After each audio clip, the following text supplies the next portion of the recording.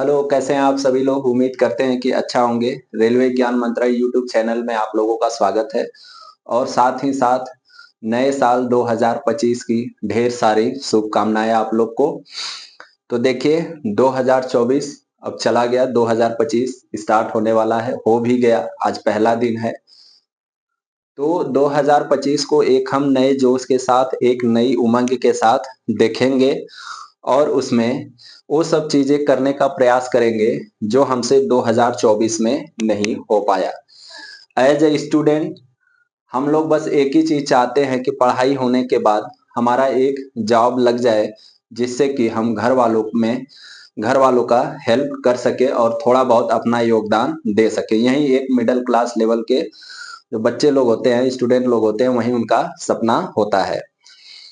तो देखिए, मैं यहाँ पर आज बात करूंगा, एक छोटा सा ही वीडियो होगा, उसमें मैं आप लोग को अपना जो एक्सपीरियंस है शेयर करना चाहूंगा कि कैसे आप सफल हो सकते हैं। असफलता मिलती रहती है, उसके बावजूद भी आप कैसे सफल हो सकते हैं, उसके बारे में थोड़ा सा चर्चा करेंगे। देखिए, अगर मैं बात करूं तो अभी आप लोग पढ़ रहे हैं और मैं पढ़ के अपनी पढ़ाई समाप्त करके जॉब कर रहा हूं। इस दौरान मैं अपना खुद का एक्सपीरियंस और जो मेरे दोस्तों के साथ जिस तरीके से उन्होंने सफलता हासिल किया, वो सब शेयर करूंगा आप लोग को एक छोटे से वीडियो में।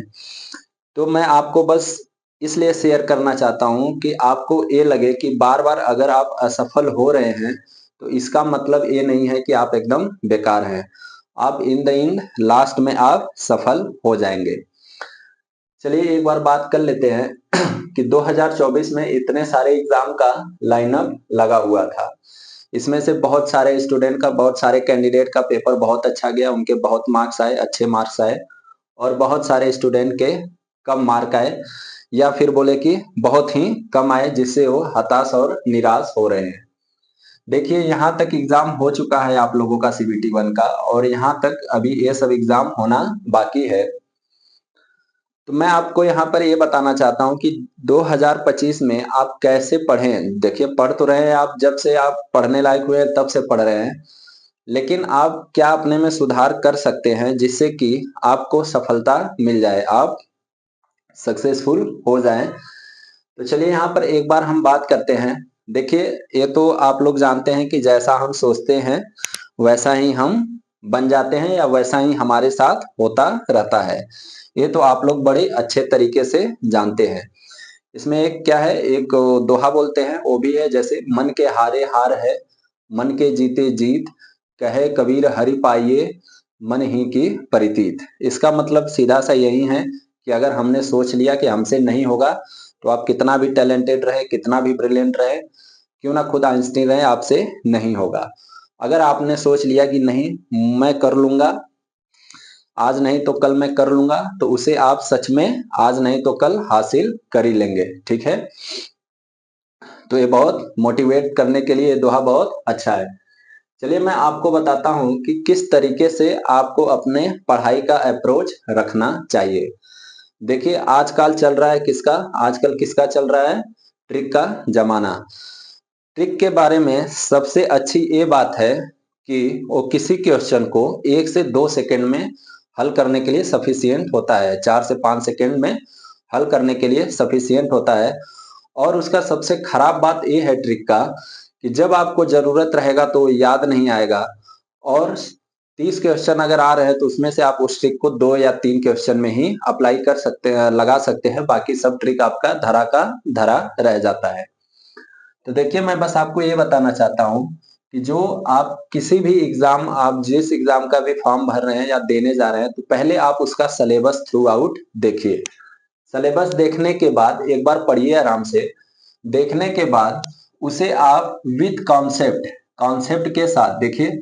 ट्रिक भी होता है, तो पहले आपको कॉन्सेप्ट आना चाहिए, कॉन्सेप्ट आएगा तो ट्रिक आपको ऑटोमेटिक आने लगेगा, खुद से आप अपना ट्रिक बना लेंगे।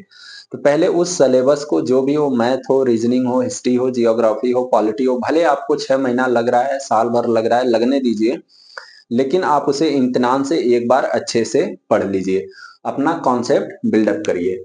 ठीक है, सिलेबस में लास्ट में एक चीज और बहुत अच्छे से लिखा रहता है, ईटीसी, इत्यादि। ठीक है, ईटीसी या इत्यादि। इसका यही मतलब होता है कि वो मैथ दिया है तो मैथ में जितना टॉपिक दिया है उससे तो आएगा ही आएगा एप्टीट्यूड में, बाकी जो टॉपिक छूट गया है उससे भी वो क्वेश्चन पूछेगा।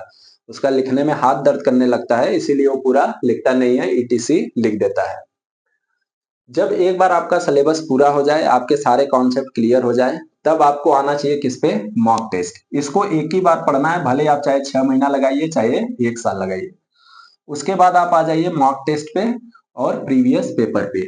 मॉक टेस्ट और प्रीवियस ईयर पेपर देने से आपको ये अंदाजा लग जाएगा कि किस टॉपिक से कैसा क्वेश्चंस पूछता है, या कहां से किस तरह से क्वेश्चन का पैटर्न है, ये सब आपको पता चल जाएगा।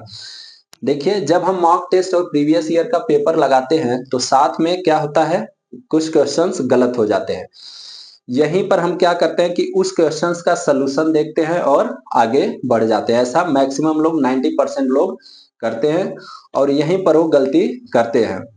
देखिए, आप जो रॉन्ग क्वेश्चंस हो गया, चाहे वो किसी भी सब्जेक्ट का हो, एप्टीट्यूड हो, रीजनिंग हो, इतिहास हो, भूगोल हो, इकोनॉमिक्स हो, सोशियोलॉजी हो, इन्वायरमेंट हो, आपका कोई सा भी सब्जेक्ट रहने दो, जिस टॉपिक से जो क्वेश्चन गलत हो जाता है आप उसको इस तरह से पढ़ेंगे, ऐसा पढ़ेंगे कि उस टॉपिक से अगर दोबारा क्वेश्चंस आ जाए, किसी भी एग्जाम में आ जाए, तो वो आपका गलत नहीं होना चाहिए। ठीक है, यानी मैं तीसरा क्या लिखा हूं, रॉन्ग क्वेश्चंस का एनालिसिस आप अच्छे से करिए कि क्यों गलत हुआ और कहाँ गलत हुआ और मैंने किस स्टेप पे गलत किया, और वो जो जिस वजह से आपका क्वेश्चंस गलत हुआ वो दोबारा गलती आपसे नहीं होना चाहिए। क्योंकि मैं एक चीज मानता हूं कि अगर आपसे पहली बार गलती होती है तो ठीक है, बाई मिस्टेक हो गया, लेकिन अगर सेम चीज आप दोबारा गलत कर रहे हैं तो इसका मतलब है आप जानबूझकर गलती कर रहे हैं। तो ये जो रॉन्ग क्वेश्चंस का एनालिसिस है, जब इसको आप हर क्वेश्चंस का एनालिसिस करेंगे, जो भी आपसे गलत होता है, एनालिसिस करने का मतलब ये नहीं कि उसका सोल्यूशन देख के आगे बढ़ गए, नहीं, उसे आपको अच्छे तरीके से सीखना है और हो सके तो उस चैप्टर को ही अच्छे तरीके से एकदम खत्म करके ही छोड़िए, चाहे जैसा क्वेश्चन आए आपसे लगना चाहिए।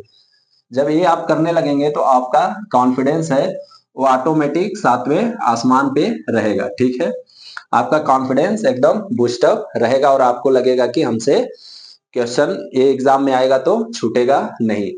ये तो बात हो गया कि आप किसी भी एग्जाम का सिलेबस जो है वो कैसे कवर करेंगे। देखिए, अगर आप ट्रिक पढ़ेंगे तो आपका एक दो क्वेश्चंस में टाइम बच सकता है, सारे क्वेश्चन में नहीं लगेगा। नहीं, आप लोग अभी भी एएलपी का एग्जाम दिए हैं, एसआई का दिए हैं, जेई का दिए हैं, टेक्नीशियन का पेपर दिए हैं, आप खुद अपने ईमानदारी से पूछिए कि कितने क्वेश्चंस में आप ट्रिक लगा पाए हैं, जो आप हमेशा चौबीसों घंटे ट्रिक ट्रिक सीखते रहते हैं। आपको काम आया होगा, कॉन्सेप्ट ही, तरीका ही, फॉर्मूले ही, वही सब काम आए होंगे। तो ये तो बात हो गया कि आपको सिलेबस कवर करना कैसे है और साथ में साथ पढ़ना कैसे है। चलिए, इसके बाद जो मैं सोचता हूँ, जो मैं खुद अप्लाई करता रहता हूँ कि आप कैसे सफल हो सकते हैं। अगर हम देखेंगे तो इतना मेहनत करने का हमारा एक ही लक्ष्य होता है कि कैसे भी करके हमें एक जॉब मिल जाए। तो देखिए, आप मेहनत करते हैं लेकिन सही डायरेक्शन में कर रहे हैं कि नहीं कर रहे हैं, ये आपको खुद को पता होगा। चलिए, मैं आपको कुछ चीजें बताता हूं जिससे अगर आपको हेल्प मिल सकता है तो अच्छी बात है। पहले देखिए, जब हम कोई भी काम करने जाते हैं, चाहे वो पढ़ाई हो या कोई भी काम हो, तो सबसे पहला जो आता है वो ऑनेस्टी आता है। मतलब आपको ईमानदार रहना पड़ेगा। आपको किससे ईमानदार रहना है, आपको अपने प्रति ईमानदार रहना है। दूसरों के लिए ईमानदारी बाद में दिखाइए, पहले आप खुद के साथ ईमानदार होना सीख लीजिए, ऑटोमेटिक दूसरों के साथ ईमानदार हो जाएंगे आप। यहाँ मैं ईमानदारी का मतलब क्या कह रहा हूँ, ईमानदारी का कहने का मतलब मेरा ये है कि आप जो कुछ भी पढ़ेंगे, चाहे 2 घंटा पढ़े चाहे 4 घंटा पढ़े, आप ईमानदारी पूर्वक पढ़ेंगे। ऐसा नहीं है कि घर वालों के डर से, मम्मी के डर से, पापा के डर से, भाई के डर से आप दिखाने के लिए किताब खोल के बैठे हैं, बाकी आपका दिमाग कहीं और घूम रहा है।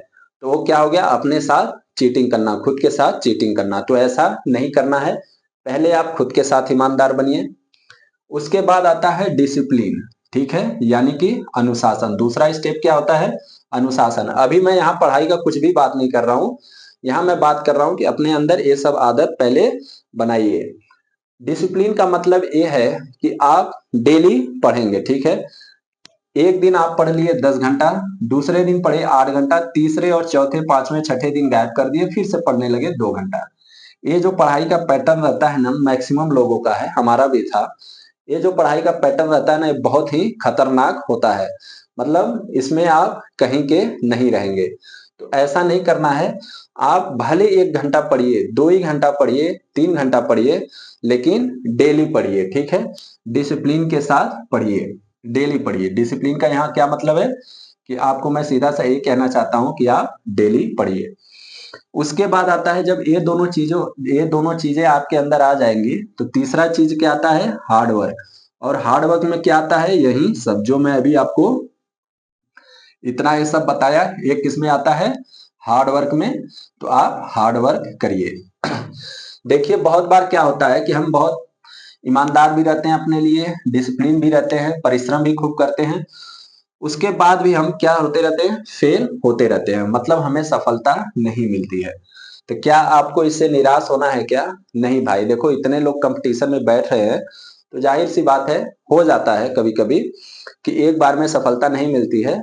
आप ऐसे हजारों स्टोरी आप पढ़े होंगे जिसमें कि एकदम लास्ट लास्ट में भी लोग सफल हो जाते हैं। तो आपको क्या रखना है, धैर्य रखना है। अगर गलती से आप फेल हो गए, किसी कारणवश आप फेल हो गए, नहीं आप सक्सेस हो पा रहे हैं, तो आपको धैर्य रखना है। और जिस चीज के लिए आप ट्राई कर रहे हैं उसको आपको ट्राई करते रहना है। और एक दिन ऐसा आएगा जब आप सक्सेसफुल हो जाएंगे, जिसके लिए आप लोग दिन रात सफलता देखते हैं। तो मेरे हिसाब से अगर आप लोग ये 5 चीजें फॉलो कर लेते हो, तो आपको सफल होने से कोई नहीं रोक सकता है। लास्ट में फिर से वही आ जाता है कि जैसा हम सोचेंगे वैसा ही बन जाएंगे।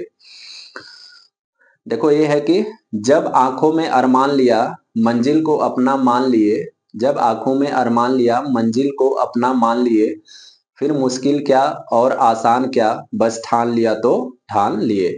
इस टाइप का आपके अंदर जिद होना चाहिए। तो उम्मीद करता हूं कि एक छोटा सा जो कुछ भी मेरा एक्सपीरियंस है आप लोगों के साथ शेयर किया। अगर आपको इससे थोड़े बहुत भी हेल्प मिलता है तो आप इसे शेयर कर सकते हैं। बाकी आपका जो भी राय हो वो कमेंट में लिख सकते हैं। तो आइए एक बार फिर से आओ करें शुरुआत एक नई उमंग के साथ, 2025 का एक नए जोश और एक नए एनर्जी के साथ फिर से स्टार्ट करते हैं। आप लोग को एक बार फिर से नए साल की हार्दिक शुभकामनाएं। और मैं ईश्वर से यही कामना करूंगा कि जो भी आप सपने देखे हैं वो आपका इस साल जरूर से पूरा हो जाए। तब तक के लिए आप खुश रहिए और अपना ध्यान रखिए। Bye bye.